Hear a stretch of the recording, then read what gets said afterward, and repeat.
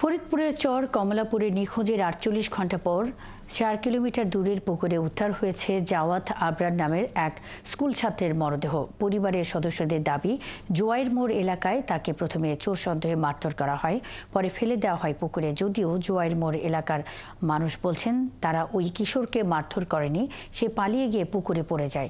আর পুলিশের ভাষ্য, ময়নাতদন্তের পর ব্যবস্থা নেওয়া হবে। মনিরুল ইসলাম টিটুর তথ্য ছবিতে প্রতিবেদন।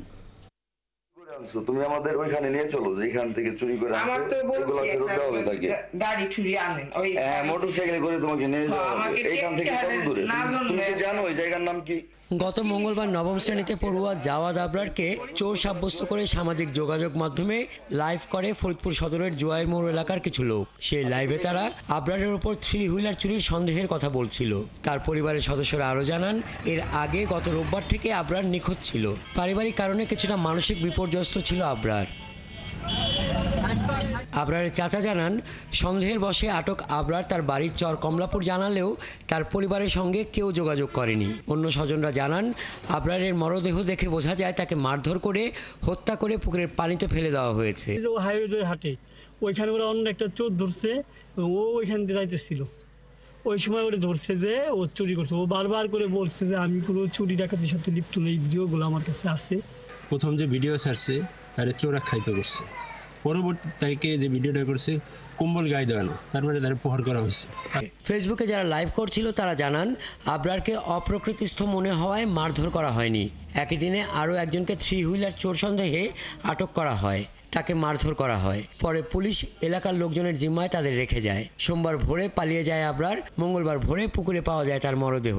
ছেলেটা হয়তো চোর, যেহেতু তার ব্যাগের মধ্যে ইলেকট্রনিক্সের কিছু মালামাল পাওয়া যায়।